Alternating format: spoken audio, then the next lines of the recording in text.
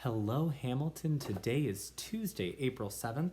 Thank you for tuning in with me so that we could read another story together. I'm glad you're here. I hope that yesterday went well. Yesterday was the first day of our distance learning where you got to log on to Seesaw on your iPads. You got to work on some assignments your teachers gave you, some for ELA or English Language Arts, math, science, and social studies. I hope you had a chance to check some of those learning activities out and that you got to do some. Your teachers spent a lot of time making sure that you could still get some great learning done, even though you're at home. So I really hope you're taking advantage of that. And I hope today you log on and get to do all of your activities for Tuesday. We are going to be reading a story together that's a really great one. It's called The Empty Pot, and it's written by an author named Demi. Now, while we're reading the story, I want you to think, what is the author's purpose in writing this story? Are they trying to persuade you to do something? Are they trying to inform you or teach you something? Are they trying to just entertain you and tell you a fun story? Or is there maybe a combination of some different things happening here? Let's see, we'll find out. While we're reading too, we're going to be focusing on making connections to try and figure out some of the things that are happening in this story. So let's go ahead and get started. A long time ago in China, there was a boy named Ping who loved flowers. Anything he planted burst into bloom. Up came flowers, bushes, and even big fruit trees, as if by magic. So this is something Ping's really good at. Everyone in the kingdom loved flowers too. They planted them everywhere, and the air smelled like perfume. So this said the kingdom. Kingdom's another word for a country or a land where people live. This kingdom is China. The emperor loved birds and animals, but flowers most of all. And he tended his own garden every day. But the emperor was very old. He needed to choose a successor to the throne. Now, when they were saying emperor, I wasn't quite sure what they were talking about. So I hunted for some other words on these pages that would help me. And the one that helped me was throne. He was looking for a successor to his throne. I know a king or a queen sits on a throne, right? So if he's an emperor, that must mean he's kind of like the leader or like the king of his kingdom, China. And says he needs a successor to the throne. Now, he was old. That means he can't keep doing his job as emperor for much longer. So he needed to choose someone to be the next emperor. That's what it means to be a successor. So he's looking for a new person to be the next emperor or a successor to his throne. Good job making some connections and figuring out what those words meant. Who would his successor be? And how would the emperor choose? Because the emperor loved flowers so much, he decided to let the flowers choose. The next day, a proclamation, or a big announcement, was issued. All the children in the land were to come to the palace. There, they would be given special flower seeds by the emperor himself. Whoever can show me their best in a year's time, he said, will succeed me to the throne. So whoever can make and grow the best flower in a year would become the new emperor. Wow, that's pretty cool. This news created great excitement throughout the land. Children from all over the country swarmed to the palace to get their flower seeds. All the parents wanted their children to be chosen emperor, and all the children hoped that they would be chosen too.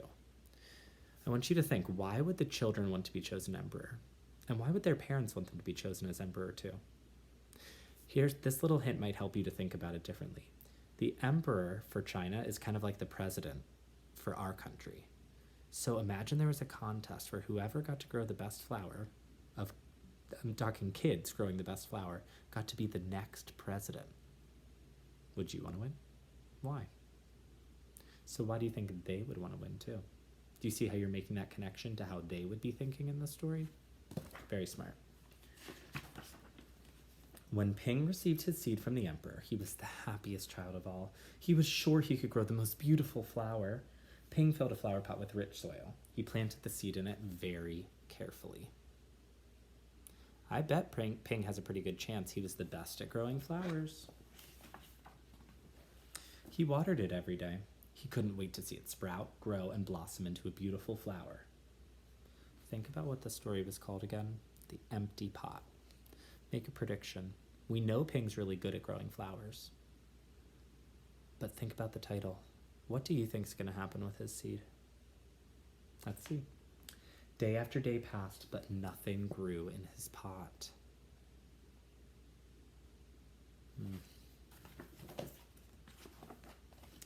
Ping was very worried. He put new soil into a bigger pot. Then he transferred the seed into the rich black soil. That's a good idea.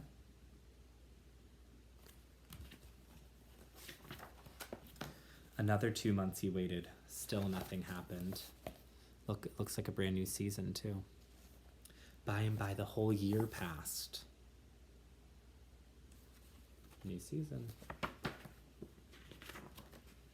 Spring came after winter, and all the children put on their best clothes to greet the emperor. They rushed to the palace with their beautiful flowers, eagerly hoping to be chosen. Now, if they're rushing there, they're finding out who's going to be the next emperor. Think, what do you think the word eagerly means? They're rushing there eagerly. I think it would mean they're rushing there slowly. They're going there, I guess we'll go. Or do you think it means they're really excited to be there? They want to be there first. And look at all their beautiful flowers too. Think about how Ping might be feeling right now. Probably more than just sad. He might be thinking some other emotions and feeling some other emotions too. Ping was ashamed of his empty pot. He was embarrassed. He thought the other children would laugh at him because for once he couldn't get a flower to grow. His clever friend ran by, holding a great big plant. Ping, he said, you're not really going to the emperor with an empty pot, are you? Couldn't you grow a great big flower like mine? I've grown lots of flowers, bigger than yours, Ping said. It's just, the seed won't grow. Poor Ping. Ping's father overheard this and said, you did your best, and your best is good enough to present to the emperor.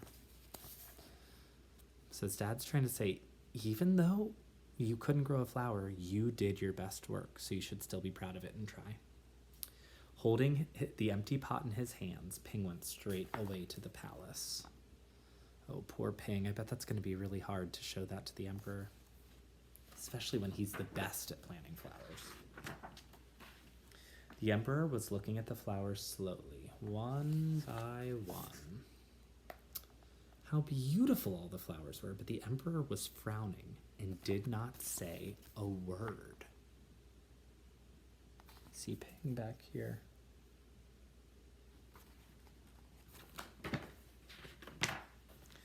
Finally, he came to Ping. Ping hung his head in shame, expecting to be punished.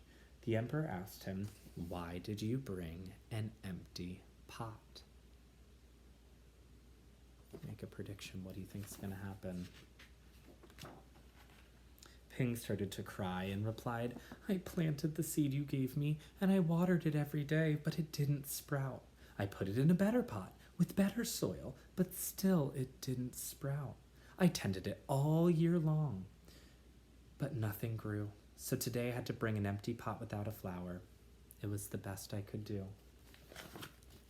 When the emperor heard these words, a smile slowly spread across his face, and he put his arm around Ping.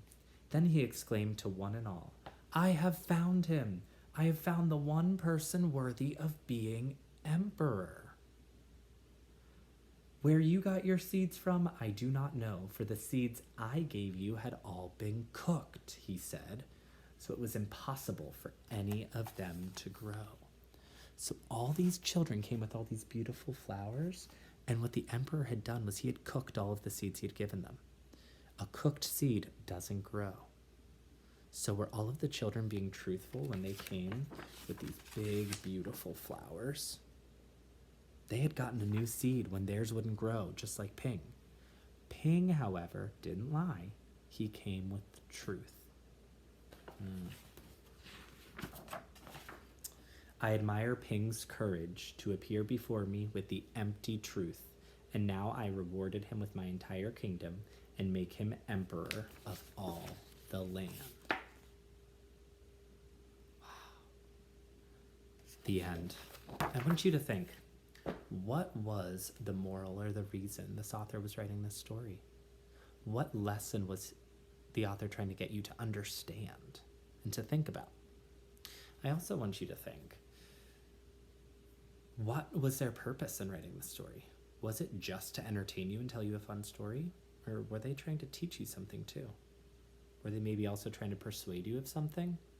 Think through that a little bit.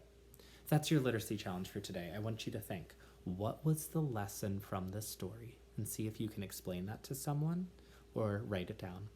And what was the author's purpose? Why did the author write this story? And see if you can explain that to someone in your house too. I hope you do a great job with this challenge. It's one of my favorite books. I hope you learned something too. Please tune in tomorrow. We're going to be doing another story. It's going to be a good one. And I'll be checking in to see how it's going with your at-home learning activities and all the great things you're doing on Seesaw. So I hope you have a great day, Hamilton. Thank you again so much for tuning in. I'll see you on Wednesday. Bye-bye.